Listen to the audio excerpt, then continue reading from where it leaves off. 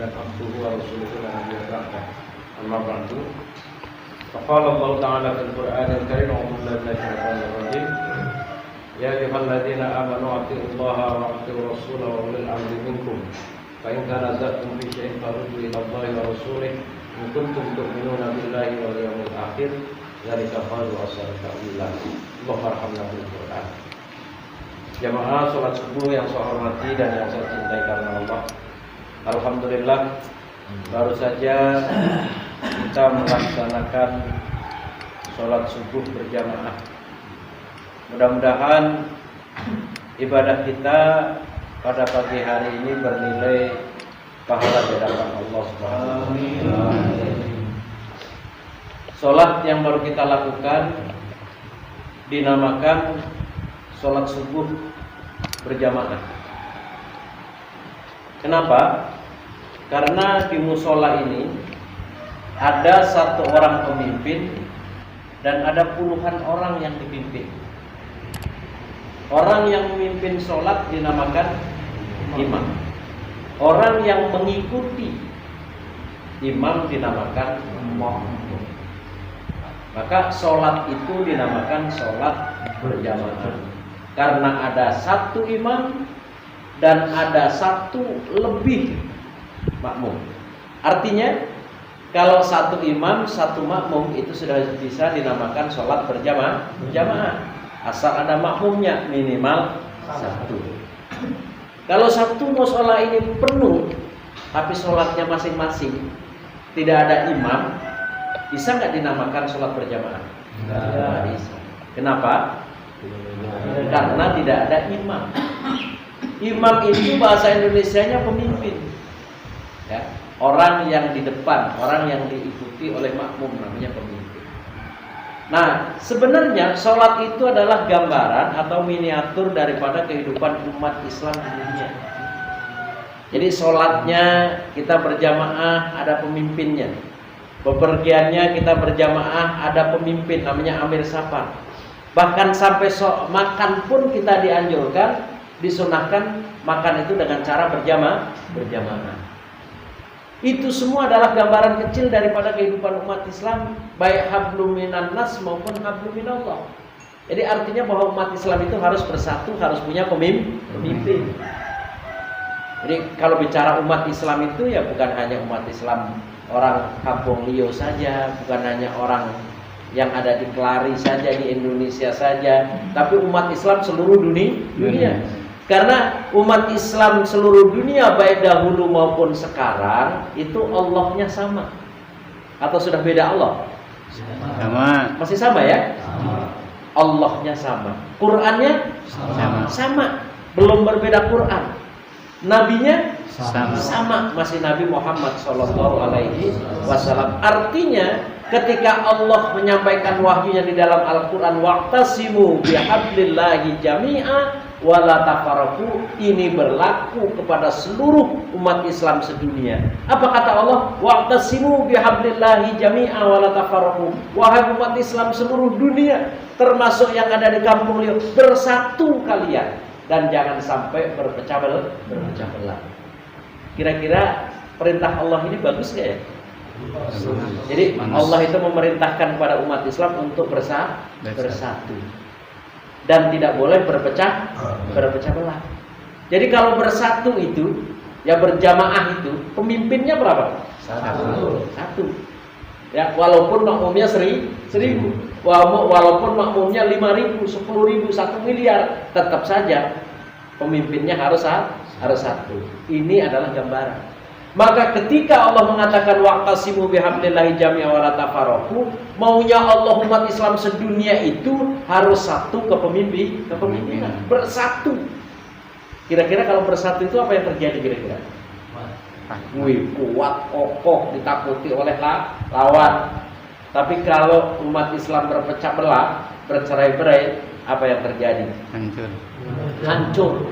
Ini mah dulu kita waktu sekolah juga ada pelajaran bersatu, kita teguh, bercerai. Nah, kalau muridnya yang bandel jawabnya apa? Kawin lagi. Kan ada juga kadang-kadang yang di SMA itu mulai bandel-bandel dikit ya. Bersatu kita teguh, bercerai bapak saya suruh kawin lagi, begitu deh. Itu gambaran jadi umat Islam ini harus bersatu agar kuat, agar kokoh. Tapi kalau umat Islam tidak mau bersatu, akhirnya bercerai-berai. Yang terjadi lihat saudara-saudara kita ini yang ada di negeri sana, masya Allah.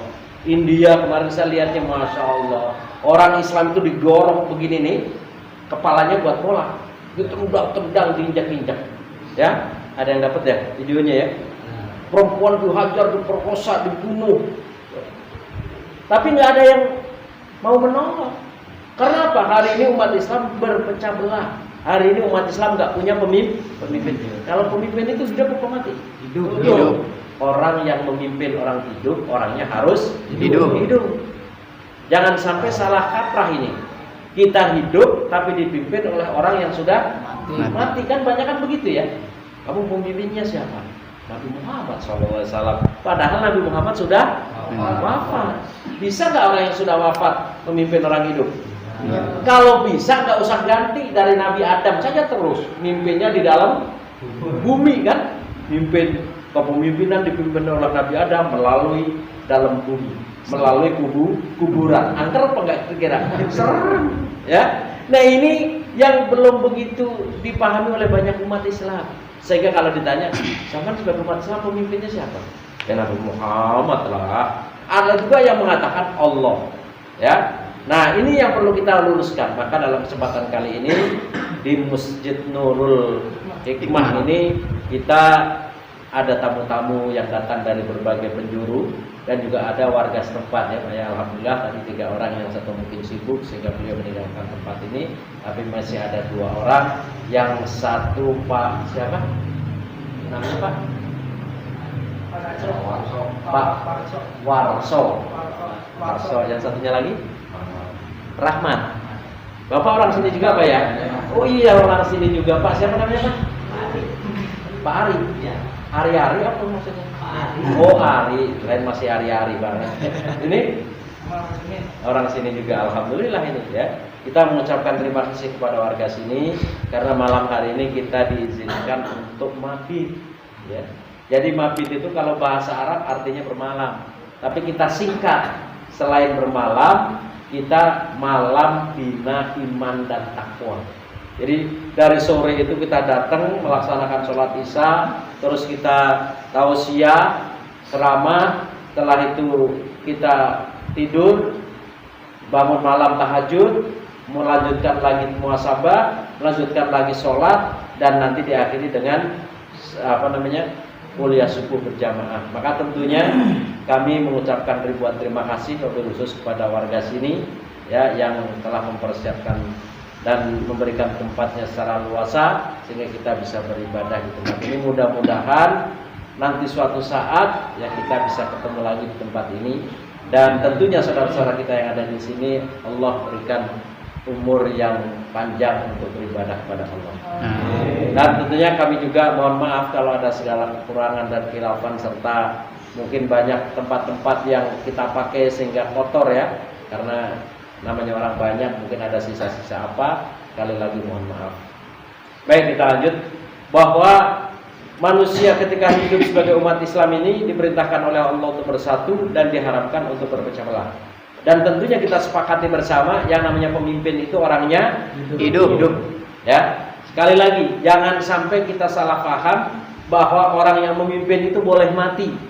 Logikanya tadi, kalau pemimpin itu boleh mati, orang yang sudah mati bisa memimpin orang hidup, nggak bakalan ganti nabi. Pasti dari Nabi Adam sampai yaumil qiyamah, pemimpinnya Adam melalui kuburan. Ya, memimpin di dalam kubur, bisa jadi judul film itu. Ya, memimpin di dalam kubur. Karena ini perintah Allah. Allah ini cinta sama umat, tanggung jawab kepada umat Islam. Setiap Allah perintahkan pasti dikasih tahu caranya. Itu sayangnya Allah itu. Kadang-kadang kalau bos-bos kita kan enggak muji. Seumpama Pak Ari saya mau ngelamar jadi supir, sok bawa mobil, enggak dikasih tahu enggak apa. Giliran Udah kamu nggak lulus, nggak dikasih tahu. Itu manusia kan biasa begitu, ya. Tapi kalau Allah, ketika Allah memerintahkan contohnya sholat, ya, solu, aqimus sholat, berulang-ulang itu dalam Quran itu ratusan kali Allah memerintahkan sholat. Dikasih tahu nggak caranya sholat? Tahu. Kasih tahu. Oh, kalau subuh itu 2 rakaat. Kalau zuhur nanti sama asar 4 rakaat. Maghrib 3 rakaat. Isya 4 rakaat. Caranya bagaimana? Caranya sholat. Kata Nabi, shollu kama ra'aitumuni shollu. Sholatlah kalian seperti melihat aku sholat. Itu buktinya Allah tanggung jawab. Nah, maka sholat itu ya nggak boleh ngarang. Karena kita hari ini kedatangan tamu banyak, maka sholat subuh ditambah menjadi 2 rakaat, akhirnya 4 rakaat. Boleh nggak begitu? Ya. Nah, kan kenapa? Kan kita banyak tamu, boleh aja kan? Boleh nggak? Ya. Kenapa emang? Karena ngarang. Ya, ngarang. Ibadah itu nggak boleh ngarang-ngarang. Bahkan sampai yang tidak diwajibkan pun nggak boleh ngarang-ngarang. Jadi kalau ajaran itu habis kita bangun tidur bacanya apa? Bacanya apa biasanya? Tiba-tiba karena ini hari bahagia, hari ini nanti saya jam 9 ini akan dapat gajian, maka saya nanti bangun tidurnya mengucapkan Al-Fatihah. Gitu boleh nggak gitu? Wah, bangun tidur langsung Al-Fatihah, Alhamdulillahirabbil alamin. Ya nggak boleh. Intinya bahwa ibadah itu nggak boleh ngarang. Kita jangan merasa lebih hebat daripada Allah, jangan merasa lebih hebat daripada Rasulullah SAW. Nah, hal-hal yang tadi saya sampaikan itu adalah semuanya perintah. Nah, bersatu ini perintah bukan? Perintah. Waqtasimu bihablillahi jami'a wa la tafarraqu. Bersatu kalian dan jangan sampai berpecah belah. Pasti Allah kasih tahu caranya. Maka Nabi Muhammad SAW menyampaikan kepada kita semua bahwa sesungguhnya bersatunya orang-orang Bani Israel dari Nabi Adam sampai dengan Nabi Muhammad itu pemimpinnya namanya Nabi. Jadi ada Nabi Adam, Idris, Nuh, Hud, Saleh, Ibrahim sampai dengan Nabi Muhammad SAW. Jadi pemimpinnya Nabi, wadah bersatunya umat itu namanya nubuah atau kenabian. Dan setelah Nabi Muhammad wafat, ada nabi lagi nggak? Ada nabi lagi nggak? Ada. Nah, namanya nabi palsu. Nabi palsu kan ada kan ya? Waktu kita sekolah dulu ada nabi, cuma ada tambahan namanya nabi palsu. Artinya tidak sah siapapun, dimanapun orangnya, sepandai apapun, sekaya apapun, setelah Nabi Muhammad wafat tidak boleh mengklaim dirinya mengaku sebagai nabi. Kalau terpaksa dia mengaku sebagai nabi, maka namanya nabi palsu. Karena Nabi Muhammad sudah menyampaikan setelah saya wafat nanti kepemimpinan umat Islam bukan nabi tapi khalifah. Maka setelah Nabi Muhammad wafat pada saat itu akhirnya mereka bermusyawarah diangkat telah Abu Bakar As-Siddiq sebagai khalifah. Jadi Abu Bakar As-Siddiq itu bukan pemimpin orang Mekah dan Madinah saja, bukan pemimpin orang-orang Arab saja, tapi seluruh dunia termasuk orang Liu kalau bulan puasa, kalau taraweh, Bilalnya ngomong apa? Khalifatullah. Wih, ngasih tahu saudara-saudara jamaah salat tarawih bahwa sesungguhnya setelah Nabi Muhammad wafat itu khalifah yang pertama adalah Abu Bakar As-Siddiq. Jamaah yang lain jamnya apa? Radhiyallahu. Apa itu artinya? Bukan saleh, bukan begitu. Ya kadang-kadang kita jamnya nggak diajarin sama Bilalnya, semaunya sendiri. Ya, ada kalau orang Betawi kalau nggak lebaran nggak salin bajunya, jawabnya begitu. Artinya apa? Radhiyallahu an, Allah ridho, Allah ikhlas, maka kalian sebagai umat Islam harus ikhlas. Kalau setelah Nabi Muhammad wafat itu pemimpinnya adalah khalifah yang bernama Abu Bakar. Begitu tuh. Ya, tar 2 rakaat lagi sholat ngomong lagi Bilal. Ya khalifah yang kedua Umar bin Khattab radhiyallahu an. Allah ridho, Allah setuju. Allah saja ridho, Allah setuju, kenapa kita nggak setuju? Artinya bahwa ketika Allah ridho dan setuju, kita sebagai umatnya harus ridho bahwa khalifah yang kedua adalah Umar bin Khattab. Umar bin Khattab wafat diganti Utsman bin Affan diganti Ali, terus sampai dengan 104 khalifah, yaitu yang bernama Abdul Majid II. Ini bubarnya kepemimpinan umat Islam itu tahun 1924. Pak Ari udah lahir belum? Belum ya. Kalau Pak Warjo udah belum Pak? Belum juga ya, apalagi masih kumisnya hitam-hitam semua ini, masih muda-muda semua ini. Ya, saya jenggotnya putih aja belum lahir. Jadi tahun 1924 ya, 21 Indonesia menjelang merdeka, itu sistem kekhilafan Islam bubar. Jadi di dunia ini tidak ada pemimpin. Sementara di dalam Al-Quranul Karim dikatakan, ya ayyuhalladzina amanu, wahai orang-orang yang beriman, termasuk orang kampung Liu, taatlah kalian kepada Allah, taatlah kalian kepada Rasulullah, taatlah kalian kepada pemimpin. Berarti umat Islam harus punya pemimpin. Tuh. Dan pemimpin umat Islam itu gelarnya bukan raja, gelarnya bukan presiden, gelarnya bukan perdana menteri, bukan ketua umum. Tapi pemimpin umat Islam gelarnya hanya dua. Dari Nabi Adam sampai Nabi Muhammad gelarnya Nabi dengan wadahnya namanya nubuah atau kenabian. Setelah Nabi Muhammad wafat, pemimpin umat Islam gelarnya khalifah dengan sistemnya khilafah. Karena Quran itu harus berlaku sampai yaumil qiyamah, maka akhirnya pada tanggal 18 Juli tahun 1997. Nah kayaknya Pak Ari baru dilahirkan di 97. Lagi lucu-lucunya. Oh, Mas Eka 97. Oh, masih muda ya, Masya Allah. Kalau Pak Edwan berapa? 97 juga? Iya, masih lucu-lucunya. Dokternya senang ketemu. Jadi sebulan sekali ditanyakan sama dokter orang muda, dicuci darahnya. Jadi 97 dimaklumatkan kembali sistem kekhilafan Islam, sistem kepemimpinan umat Islam oleh Al-Ustadz Abdul Qadir Hasan Al-Baroja. Beliau orang Arab, lahirnya di NTB, jadi keturunan Arab. Marganya namanya marga Baroja. Lahirnya di NTB. NTB itu di mananya kampung beliau nih? Kemana dikit? Nah, itu lurus ke pojok sana. Ya, itu namanya ada NTB. Oh, ke sono lagi ada N. Hari ini yang tahu baru sedikit. Yang tahu juga kadang-kadang diajak mau bersatu nggak mau. Padahal bersatu itu, Masya Allah, kata Nabi, tidak akan kami Allah turunkan rahmat kecuali umat Islam ini bersatu. Al jama'atu rahmah wal firqatu ada.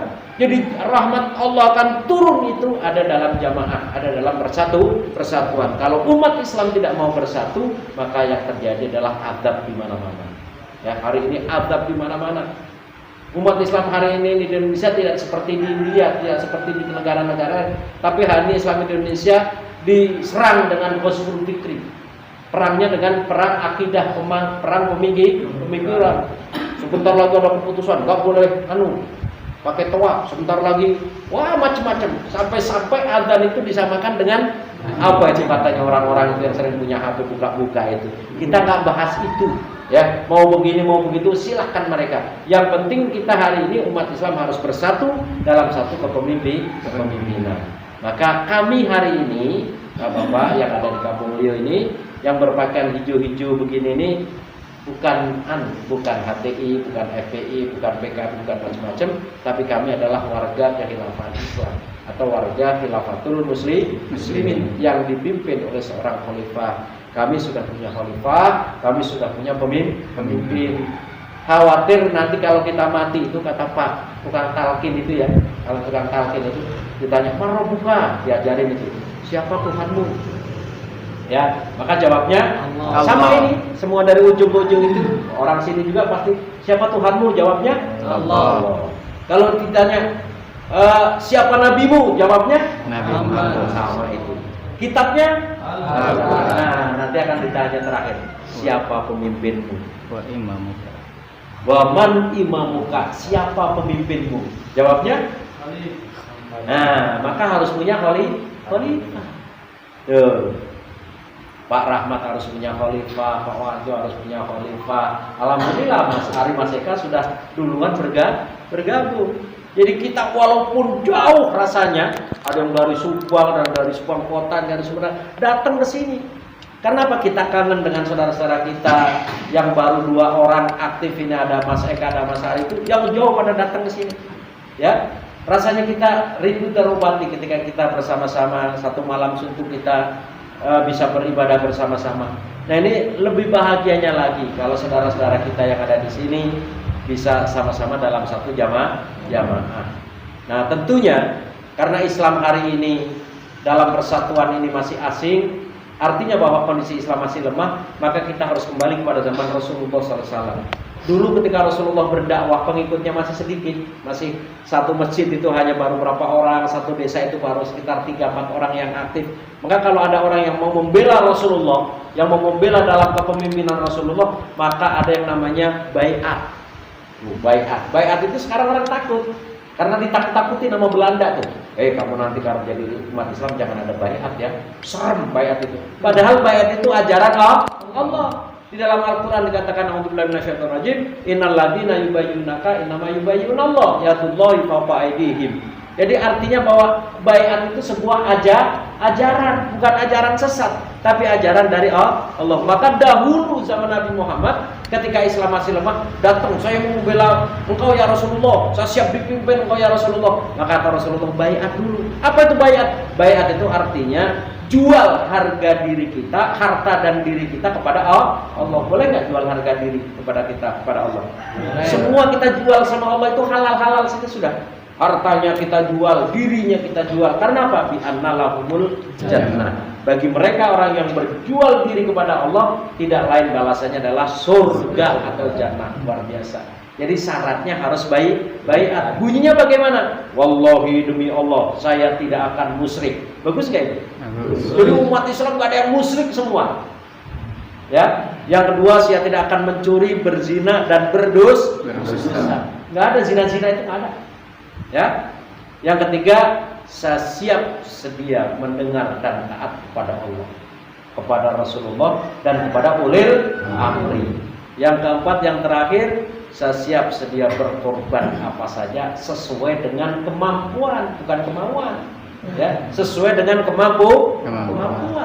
Allah yang tahu kemampuannya. Nah, kita kalau yang suka bohong itu kita. Allah itu tahu. Sebenarnya kamu infak 2 juta itu mampu. Kata Allah itu. Cuman kita nggak mau. Ya. Nah, maka dalam kesempatan ini alhamdulillah mudah-mudahan saudara kita yang ada di tempat ini bisa bersama-sama dalam satu jamaah sehingga nanti di sini kita ini sudah kangen kapan daerah Kampung Leo ini terbentuk sebuah perwakilan. Kemarin Mas Hari itu ngomong sama saya, Pak Amir, saya ini punya ruko harganya 1 miliar, beli 1 mil. Antum nggak ngerti duit 1 miliar kayak apa ya? Ya udah jangan bayar, susah. Nah kata beliau, bisa nggak dijadikan makam? Oh ya bagus. Cuman di sininya harus ada perwakilan.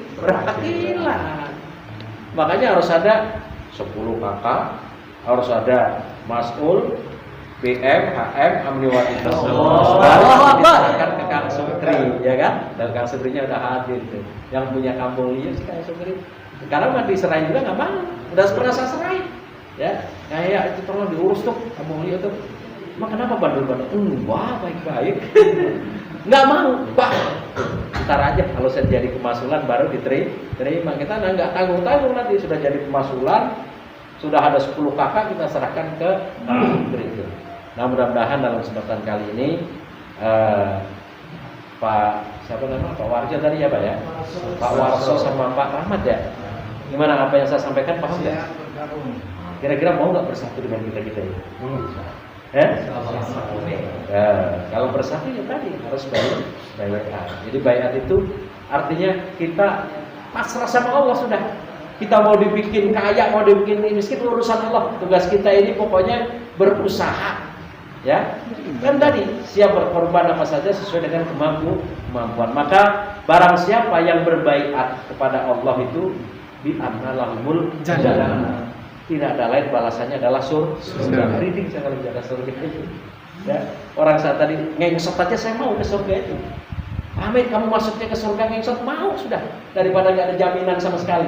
Ya, nah ini ternyata syaratnya ke surga itu harus baiat. Nah mudah-mudahan karena beliau berdua ini ada hidayah Allah turun, ya silakan dari kemasukannya bikin baiatnya sehingga nanti di sini sudah banyak sebenarnya orang sini itu. Ya, saya kalau nyebutin mungkin jari saya 10 nggak cukup. Pak Ari, ya, sama istri yang pertamanya 1, anaknya 1, 3. Mas Eka, istrinya, bapaknya, ibunya, adiknya. Sudah berapa itu? 8. 8. Pak Adi sama istrinya. Bu Nesa sama suaminya. Mama Aeng, ya. Itu bintang film itu Mas. Kamu pernah lihat nggak film Pencari Tuhan? Yang diomelin Deddy Miswar itu. Maeng itu. Baik itu. Iya di sini. Pak Maeng itu. Baik sama istrinya. Belum karyawannya Mas Hari. Bahri. Siapa lagi? Alexander. Terus siapa tuh?